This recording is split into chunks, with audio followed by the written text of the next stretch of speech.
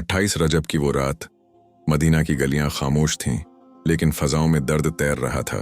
नबी के शहर से, नबी के नवासे इमाम हुसैन अलैहिस्सलाम मदीना छोड़ने वाले थे। सवाल ये नहीं था कि जा रहे हैं, सवाल ये था क्यों। यजीद ने हुकूमत में आते ही इमाम हुसैन को पैगाम भेजा, बैत करो वरना अंजाम बुरा होगा। लेकिन इमाम हुसैन ने फरमा दिया, मेरे जैसा फासिक और जालिम जैसे यजीद की कभी बैत नहीं कर सकता। यहीं से हक और बातिल अलग हो गए। उस रात इमाम हुसैन अपने नाना हजरत मोहम्मद की कब्र पर गए।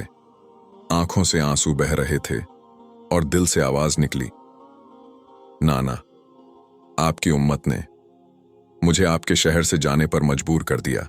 मदीना ने अपने सबसे सच्चे वारिस को रोते देखा। फिर वो सबसे भारी लम्हा आया जब इमाम हुसैन अपने घर, अपनी यादें, अपने नाना का शहर हमेशा के लिए छोड़ रहे थे। साथ में थे बच्चे, औरतें और अहले बैत। ये सिर्फ सफर नहीं था, ये कुर्बानी की शुरुआत थी। लेकिन ये सफर यहीं खत्म नहीं हुआ। ये सफर करबला तक गया, जहां इस्लाम को जिंदा रखने के लिए सब कुछ कुर्बान कर दिया गया। करबला, रेत का वो मैदान जहां सूरज भी आग बरसाता था, यहीं इमाम हुसैन का काफिला रुका। ना पानी था, ना साया, और सामने था यजीद का जुल्म।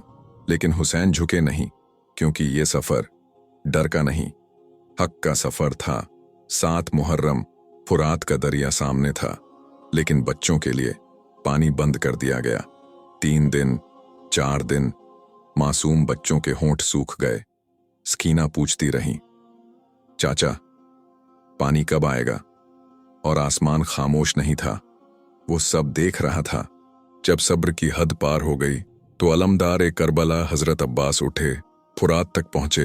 हाथ में मश्क थी, पानी सामने था, लेकिन अब्बास ने पानी नहीं पिया, क्योंकि हुसैन प्यासे थे, क्योंकि सकीना प्यासे थी। एक वार पड़ा, फिर दूसरा। अब्बास के बाजू कट गए, मश्क गिर पड़ी, और करबला में सबसे भारी आवाज आई, अब मेरी कमर टूट गई हुसैन।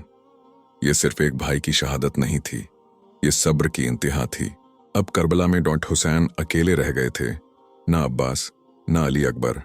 अब सवाल ये था, क्या हुसैन झुकेंगे या इस्लाम को जिंदा रखने के लिए खुद को कुर्बान कर देंगे? आगे क्या हुआ? करबला का सबसे दर्दनाक लम्हा कौन सा था?